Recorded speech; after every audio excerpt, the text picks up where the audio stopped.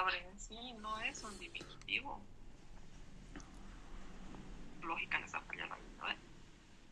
Como les digo, no lo he leído en un solo grupo o en algún protocolo. Me ha tocado leer varias veces y si bonito, diminutivo, o sea, le ponían regresión a bonito, porque supuestamente es el diminutivo. Así yo, ay, no, eso es un desliz en su lógica. Que diga tiernito, que diga chiquitito, ya, esos son diminutivos porque hay palabras raíces de esos diminutivos. De chiquitito es chiquito, de tiernito es tierno. Así que cuidado con eso ya, cuidado con esos desliz cognitivos que yo digo, no, ¿qué ha pasado ahí? Bonito no, porque acaba en ito, es automáticamente diminutivo. Cuidado con eso, ¿no? Ya, pero quiero como anécdota, ojalá es. Ya, y después, en algunos casos, agarran y me ponen, porque digamos alguien, digamos, dice dentro de su respuesta, ¿no? Ya, quisiera ser una oveja. Sí, quisiera ser una oveja. O sea, ha repetido el que quiere ser oveja 2 veces. Y me ponen como mecanismo repetición del símbolo dentro de la misma textia, ¿no? Si yo digo, ¿acaso repetición del símbolo es un mecanismo? Reiteración de reinos, sí. Pero para eso nos tenemos que fijar en lo que ya dijo el sujeto. Si ya me dijo un animal y me está reiterando un animal, es decir, algo, un reino que se supone ya se había eliminado, allí sí sería negación como mecanismo de defensa. Pero así me han puesto repetición de símbolo. Y yo digo, ¿y eso a qué cuadro corresponde? ¿Eso es un mecanismo de defensa? Hay sujetos que no dicen las cosas una vez, o sea, dentro de su misma respuesta, ¿no? Quisiera ser oveja. Sí, oveja. ¿Sabes por qué? Las ovejas, papá. O sea, me ha dicho 3 veces oveja, pero eso conlleva, digamos, a algún mecanismo de defensa especial. Quizás en análisis símbolo y fantasía podríamos decir, ¿no? Es un sujeto que necesita reafirmar varias veces su elección con cómo dice las cosas, ¿no? Pero de ahí a que eso sea un mecanismo de defensa, porque me han puesto así, repetición de símbolo, reiteración de reino. Allí sí, si hay reiteración de reino, como mecanismo de defensa aplica la negación. E incluso en las negaciones hemos dicho que hay niveles y niveles, ¿no? Uno de ustedes me preguntaba eso, ¿no? O sea, por ejemplo, en el caso Leonel, hay una reiteración de reino. Una. Digamos que ahí también podemos justificarnos en que no es algo sintomático. Pero más allá de que solo sea una reiteración de reino, leyendo el contexto de la respuesta, el sujeto discierne, logra reconocer esta posibilidad de reinos. Sabe que tendría que asumir una personificación vegetal, ¿sabes? Si usted leen, dice, ay, tendría que ser un vegetal, pero ay, no, ser vegetal, qué terrible. Termina diciendo un objeto inanimado, diciendo planta artificial. Ya. Allí, por ejemplo, entonces la negación no es tan marcada, parece más un desliz del sujeto, ¿no? Y hasta es un desliz, es una mala pasada que le juega su mente por efecto de este temor bien particular. No es que el sujeto desconoce la consigna, en el caso de Leonel, ¿no? No es que desconoce, porque toda la racionalización que hace de la consigna demuestra que tiene un buen grado de arraigo a la realidad por cómo el sujeto está reconociendo la consigna. Pero este es su temor casi fóbico, ¿no? Porque ya pasa lo irracional también, ¿no? O sea, entre el temor y la fobia hay esta cuota de irracionalidad, ¿no? Que es excesiva en la fobia. Entonces, allí, por ejemplo, esa negación, si bien lo estábamos caracterizando como psicótica, ahí hay que incluso hacer ese análisis, ¿no? El primer elemento pasa una sola vez. O sea, no es algo sintomático. Si alguien reitera esto de reinos, pese a que se los está eliminando, allí sí recién, pues, no, o sea, aquí algo pasa, ¿no? O sea, el sujeto no está reconociendo la consigna, no está diferenciando lo que se le plantea que debe diferenciar. O sea que allí hay muchas cosas en juego también, ¿no? Entonces, incluso, entonces, vean, hay negación sin negaciones. Habría que también entender esas negaciones, no sé en qué sentido se dan, y no ser así tan, negación, psicosis, ya. Puede que estemos en un plano psicótico siempre y cuando encontremos evidencias de que eso es sintomático y de que se da en un nivel muy profundo esta negación, ¿ya? Eso entonces, básicamente es lo que me ha anotado para revisar. Después, bueno, la mayoría está alcanzando un buen nivel. Le falta todavía trabajar un poquito quizás, pero para eso tienen los conceptos que están planteados en el texto, ¿no ven? No hay, se supone dónde perderse. A partir de ahí ustedes deben abstraer para poder hacer una buena identificación de mecanismos de defensa y justificarlos, ¿ya? Entonces retomo esto. Entonces, dentro del primer punto, lo primero que van a hacer es identificar mecanismos de defensa. No se olviden, deben clarificar en qué segmentos encuentran uno o varios mecanismos y recuerden que deben justificar desde el bagaje teórico que se supone todos ustedes tienen porque hemos venido trabajando en función a esos conceptos, ¿ya? Y luego de identificar los mecanismos de defensa con su debida justificación, ¿no ven? Pasan a lo que es el cuadro diagnóstico. Aquí en el cuadro diagnóstico, como dice, ¿no? Corresponde que especifiquen el número de mecanismos de defensa que lograron identificar tanto cuantitativa como cualitativamente. O sea, van a contar, pero en ese conteo, cualitativamente hablando, si es que el caso lo amerita, pueden incluso mencionar esto que les decía la otra vez, ¿no ven? Quizás he contado solamente una racionalización, pero en realidad la racionalización está a lo largo de todas las respuestas, ¿no? O sea, ahí pueden explicar eso. Se supone que tienen que hacer este análisis cuantitativo, que es contar. Por eso, y esto de contar viene también, quiero que entiendan. Por eso es que recogemos 3 respuestas positivas, 3 respuestas negativas. Es algo más cabal, donde incluso podemos agarrar y contar, cosa que no va a pasar en los siguientes tests, donde no hay esto así tan cabal de 3 categorías positivas, 3 respuestas negativas. Vamos a tener un relato que puede ser muy abundante, puede ser muy corto. Entonces allí no nos vamos a poner a contar. Allí vamos a tratar de captar la intensidad con la que se presentan los mecanismos de defensa, la tendencia con la que parecen mostrarse, ¿no? Entonces aquí nos estamos animando a contar porque tengo 3, ¿no? Y se supone son 6 respuestas donde allí ya, o sea, es algo muy cabal.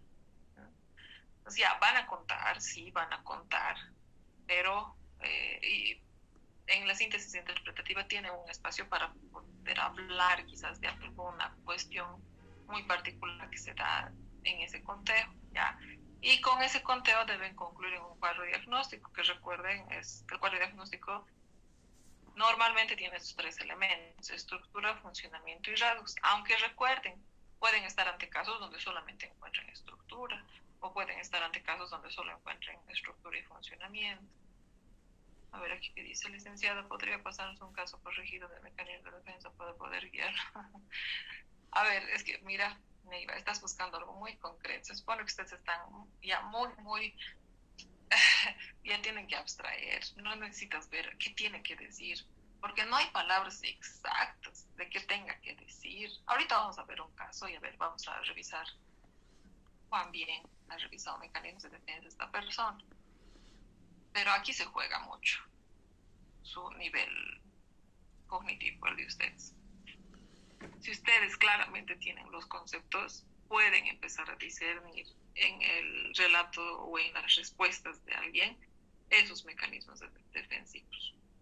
¿Ya? Como les digo, han trabajado en grupo, algunos han tenido la fortuna de encontrarse con personas que seguramente ya tenían bien trabajado esto, ya logran abstraer a partir de un concepto los elementos que debe buscar en las respuestas para poder decir esto es esto o esto es lo otro, ¿ya? pero hemos hecho, hemos corregido conmigo mecanismos de defensa, han trabajado en grupo, pero si todavía les falta, ¿qué les está entonces faltando? Un ejemplo así que diga, para que sea, esto tiene que ser así, así o así. Pensamiento lógico demasiado concreto, ¿no? Se supone que ya estamos en un pensamiento más abstracto nosotros. Tienen que, les toca estudiar más, tienen que seguir estudiando los mecanismos de defensa, les toca seguir estudiando, no hay de otro. Pero ahorita vamos a ver un caso que no es que te va a resolver la vida, pero espero que se den cuenta de que tienen que tener una buena base conceptual para poder identificar mecanismos de defensa, si no, es muy complicado. Y no les tiene que fallar la lógica también, eso también, ¿no? Ya, entonces miren, paso 1, identificamos mecanismos de... bueno, en realidad la primera parte del informe es identificación de mecanismos de defensa. Primero se identifica mecanismos de defensa, luego se saca cuadro diagnóstico y tienen que finalizar esta primera parte con una síntesis interpretativa. ¿Qué es esa síntesis interpretativa? Las conclusiones sobre la identificación de mecanismos de defensa y cuadro diagnóstico. Es imprescindible que aquí se explique el cuadro diagnóstico. ¿Ya? Si no me explican el cuadro diagnóstico, no han hecho la mitad de lo que se supone que se debe hacer en esta parte. Todos pueden decir, es una estructura tal, pero tienen que explicar a partir de las mismas respuestas del sujeto cómo es esa estructura que han encontrado, cómo es ese funcionamiento. O sea, este sujeto, cómo utiliza los mecanismos de defensa, qué acentúa. Mientras más particularizado esté este análisis, mejor lo están logrando. Tienen que aferrarse a lo que el sujeto de manera particular ha dicho. ¿Alguna pregunta sobre esta primera parte del informe? ¿Qué tienen que hacer para la tarea que están haciendo, no? Ese sería el primer paso. ¿Alguna pregunta?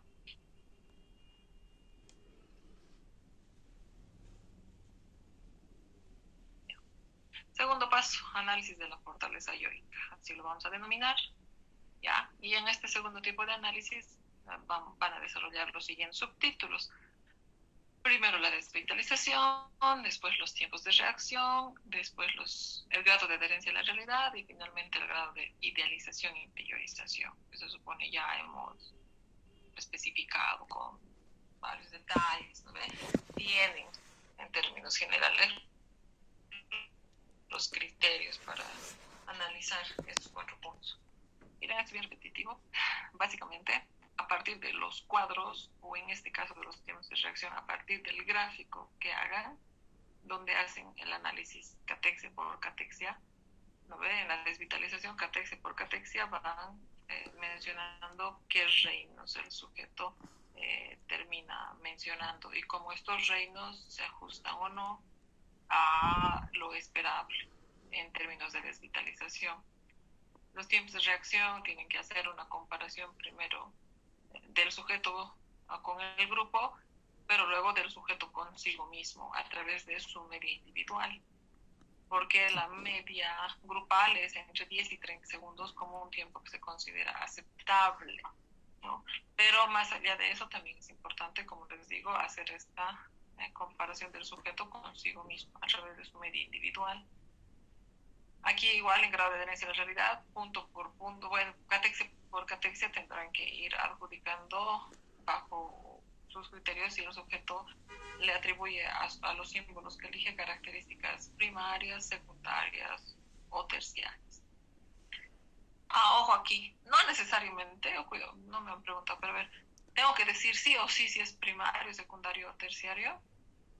Pueden haber casos donde el sujeto menciona así, dentro de un mismo símbolo, características primarias y secundarias. O incluso pueden toparse los sujetos que empiezan con lo terciario, después pasan a lo secundario y acaban con lo primario. Tienen que hacer ese análisis entonces y muy detenido, ¿no? No es que sí o sí tienen que encajar en lo primario, en lo secundario o en lo terciario. No es que pueden dar solo una respuesta. Pueden haber puede que se junten características primarias y terciarias, va a depender de la respuesta. ¿Sí? Ustedes allí tienen que poner entonces los cuadritos, pero más allá de los cuadritos tienen que analizar eso, ¿no? Y lo mismo aquí en grado de idealización y priorización, ¿no? tienen que ver en las catequesis positivas, que es donde se espera idealización, cómo se da este grado de idealización. Si es moderado, estamos dentro de un marco de fortaleza yoica, pero si es escaso, si es excesivo, estamos dentro de un marco de más tendencia hacia la debilidad yoica. Y la priorización se espera en las catequesis negativas. También allí habría que ver si esta priorización es moderada o termina siendo escasa o excesiva. Los extremos denotan tendencia al debilitamiento yoico, ¿ya? Entonces, después de los cuadritos, no se vale que me presenten solo cuadritos, solo gráfico, no. Después de los cuadritos que vayan a desarrollar, esos cuadros les tienen que servir para hacer la explicación de esos cuadros o de ese gráfico, ¿ya? Entonces, vamos a leerles a ustedes con esa explicación sobre todo. Entonces, hacen por separado este análisis de los 4 factores, pero deben concluir esta segunda parte con una síntesis interpretativa, que otra vez son las conclusiones sobre el análisis de la fortaleza yoica. O sea, es imprescindible que aquí expliquen a partir de la integración de los 4 indicadores sus apreciaciones sobre el nivel de fortaleza yoica. ¿Sí? Entonces, uno por uno explican, pero al final en una síntesis interpretativa integran todo ese análisis que han hecho por separado para plantear su apreciación sobre la fortaleza yoica en función de todos esos elementos que habían analizado antes. ¿Alguna pregunta sobre esta segunda parte?